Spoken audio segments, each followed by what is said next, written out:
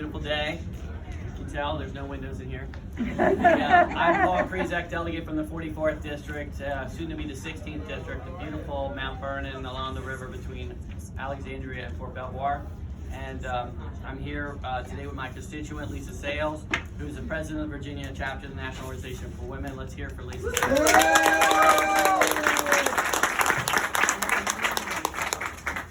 Over the past several years, this Commonwealth has taken great strides to reform and make amends for generations of discrimination enshrined in our laws and Constitution, including repealing Jim Crow era policies, which we've been working on for the last 5 or 6 years, and we've made some great headway. The passage of the Virginia Values Act, yes, and my effort to establish a code commission to reflect. Let's hear it for the Virginia Values Act. And let me just say, having the former speaker here is really a great thing, and she is really one of the great leaders here in Virginia. We're blessed to have her here. Thank you, Eileen Filler-Corn, Delegate Filler-Corn.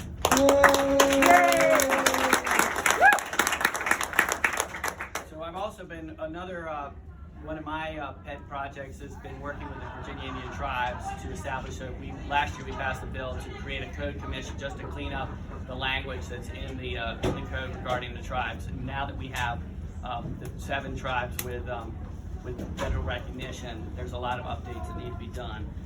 Just even the definition of American Indian is like 3 or 4 different ways in the code. So there's, as you all know, every time you look in the code, you're wondering where those old antiquated.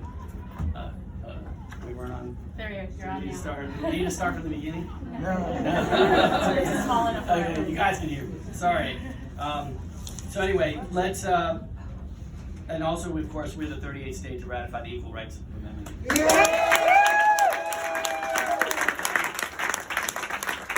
let me say again, that's because of the leadership of Speaker George. Sure. Thank you. Yes, thank you.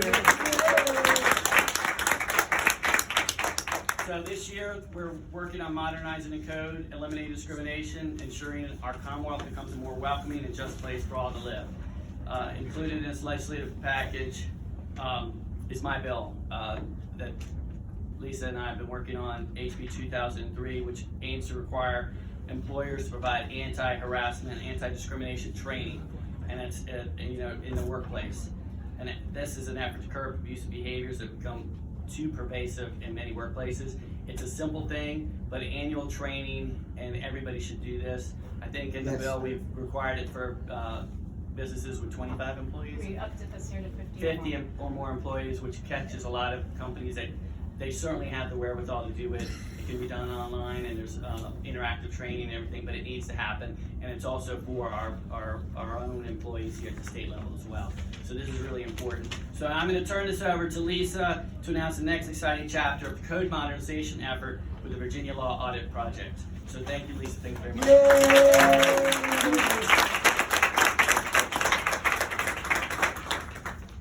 Hello. Welcome, everyone. And thank you for joining us today. Thank you to Delegate Krizek for kicking us off and the kind introduction.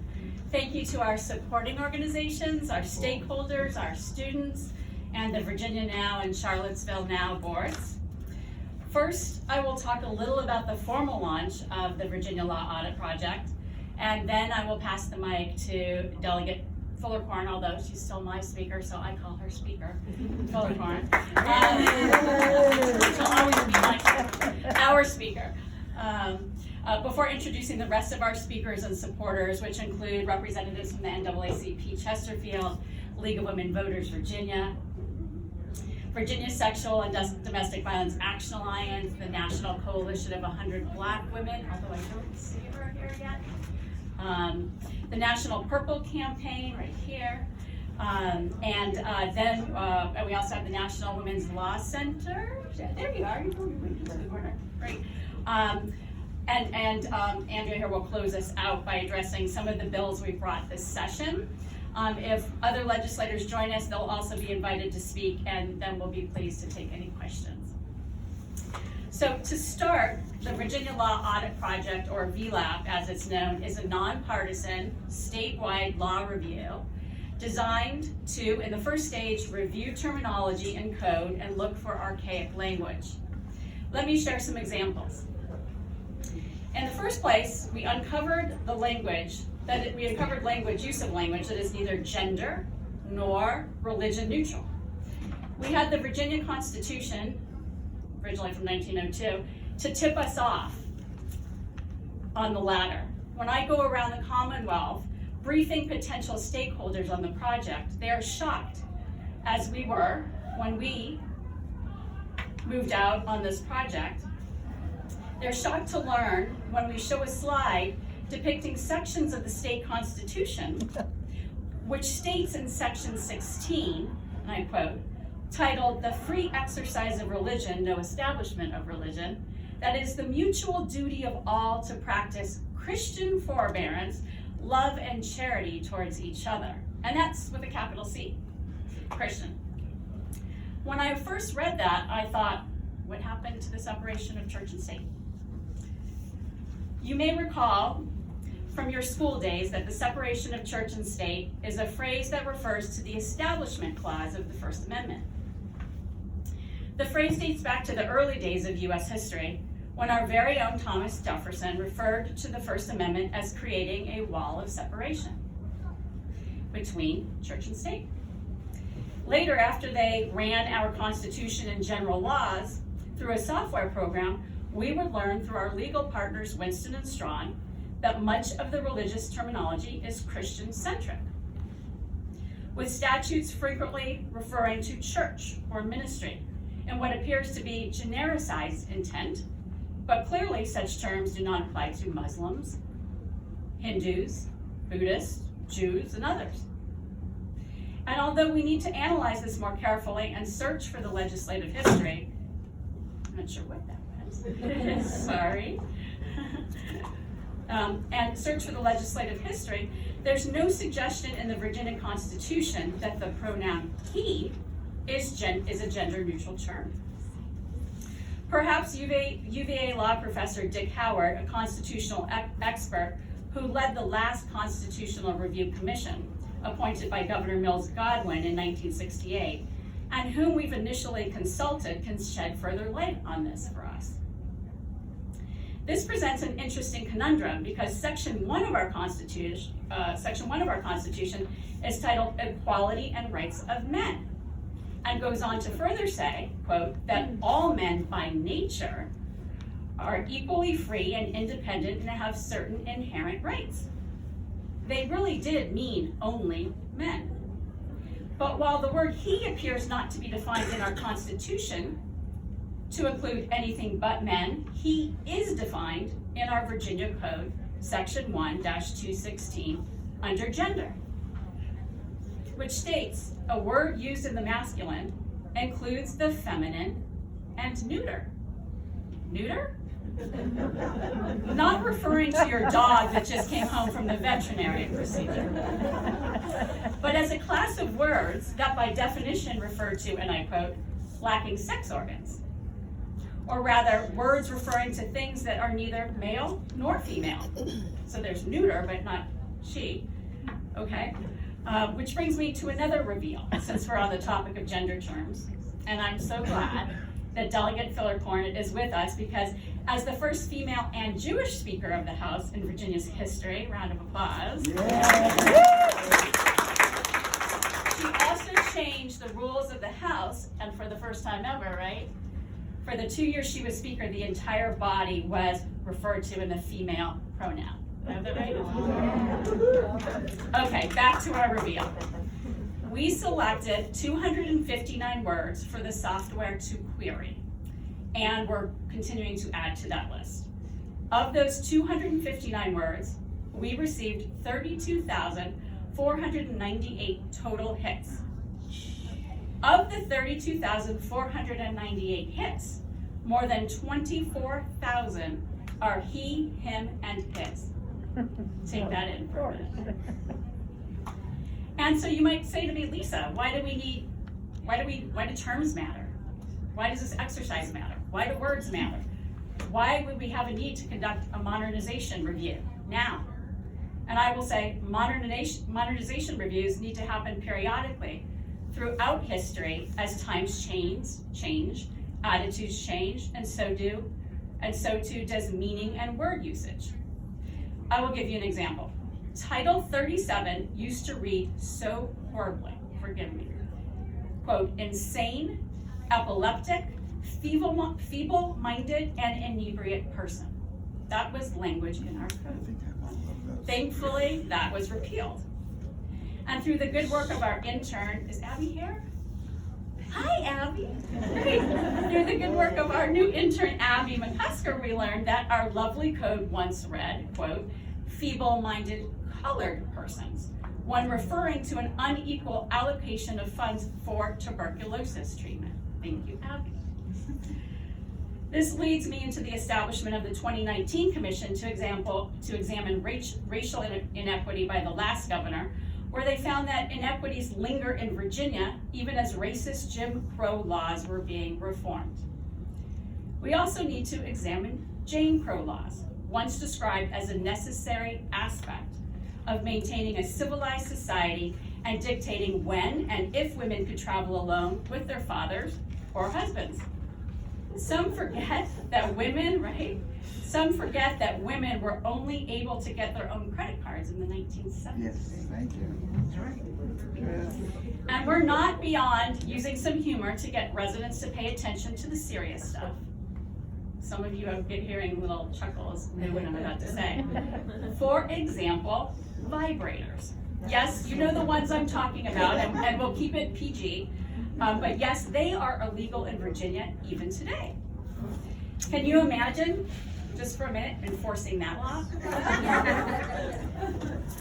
These are just some examples, even some silly ones, mixed with some deadly serious ones, underscoring the need to review our laws and language from time to time. So, the term search is the lighter lift of our project, while the heavier lift is digging deep into the statutes and regs themselves to try to identify discrimination in the letter and the spirit or application of the law. We recognize that some Virginians are impacted by layered or intersectional discrimination, meaning not just one form of discrimination, but many beyond race, religion, gender, national origin, ethnicity, to include age and disability, employment, economic status, pregnancy, marriage and civil partnership, sexual orientation, etc. We'll re-examine the sexual and domestic violence framework and its impact on victims. We'll look at child abuse, child protective services, health, education, housing, family law, and perhaps even look at things like estate and tax law, which I hear is riddled with inequity. Some items to look at in education include programs affecting our English language learners. When it comes to severe cases of domestic violence, we may look at parental rights. In the housing area, we may look to illegal evictions or the impact of unmarried folks without children. We know, for example, that marital status is not a protected class under the Virginia Fair Housing laws. Should or shouldn't it be? We'll have to look into that. In employment, we're looking at non-disclosure and non-disparagement agreements and retaliatory firings. And hopefully you saw the Richmond Times-Dispatch today, because there's a big article that Gretchen Carlson and Julie Rodzinski placed for us. Hi, Sharon. Glad you're here. So we'll be looking at non-disclosure, non-disparagement agreements, and retaliatory firings, and I'll let Delegate Fillercorn and Andrea Johnson of the National Women's Law Center speak to more of that in a moment. There are also whistleblower and wage theft issues to look at. In health, we may see opportunities to recommend change in law that impacts infant and maternal mortality. Female genital mutilation is another area for review. I am sure some of what we uncover and recommend will be controversial. There's a lot to unpack here. And law students at the University of Virginia and pre-law and policy students, where's my Hollins crowd, right? And pre-law and policy students at Holland University will also be assisting us and getting educational credits, right? Getting educational credits while doing so. As one of their professors shared with me, quote, I'm thankful for the opportunity for my students to translate learning in the Hollins classroom to creating a more equitable legal future. Hollins will be holding a statutory hackathon this spring in the campus library. So yay, Hollins. So we aim to look at all forms of discrimination and to identify inequity or deference given to one group over another. To accomplish this, we have developed a 40,000 plus line Excel tracker. Thank you, Doug, wherever you are, for being our IT guru. And have assigned out sections of code by chapters to our attorneys, nonprofit, advocacy organizations, and other volunteers to examine. They will examine code, looking to also identify gaps. We welcome people with lived experiences to share with us the gaps that they themselves have encountered, or friends or family members, if you know someone. By way of illustration, as a survivor of sexual assault, my civil case landed in the Supreme Court of Virginia due to judicial, not victim error, of course. Yet I received a bill in the mail from defendant's counsel asking me to remit $8,000 for his document reproduction costs, in which he unscrupulously hid legal costs that the rule did not allow for. How is that right or fair? That takes some chutzpah. Turns out there was a rule on the books called 535D as in dog, which permitted this. This may make sense for corporations, but not for victims of violent crime who needed a carve-out to protect them in law. Once I got on the other side of that long, dark tunnel, I realized there was a gap in the law, and so Delegate Krizek and I brought a bill that became enacted last July, making it so that victims would never have to pay their perpetrators' court costs. Yes.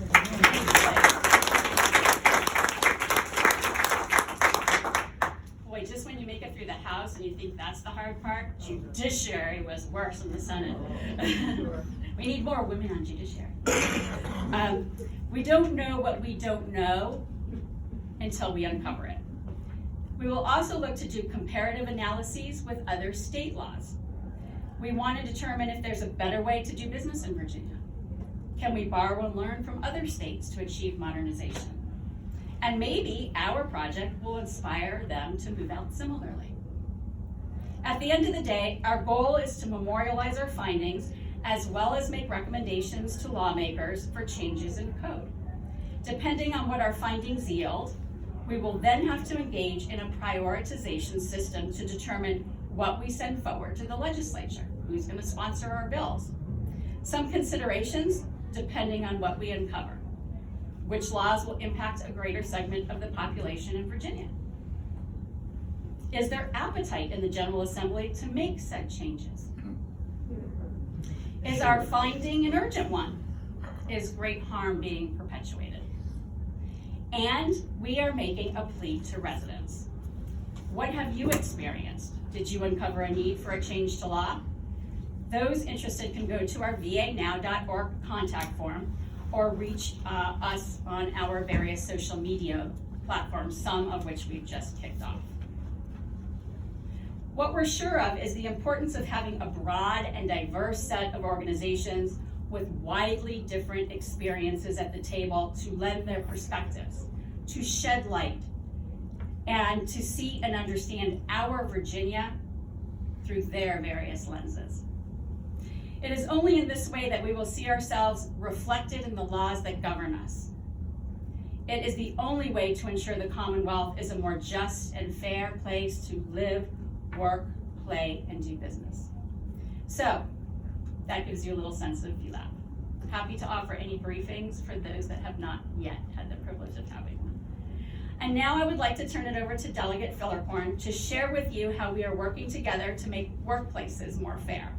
Right here, right now, in Commerce and Labor this afternoon, and your testimonies are welcome.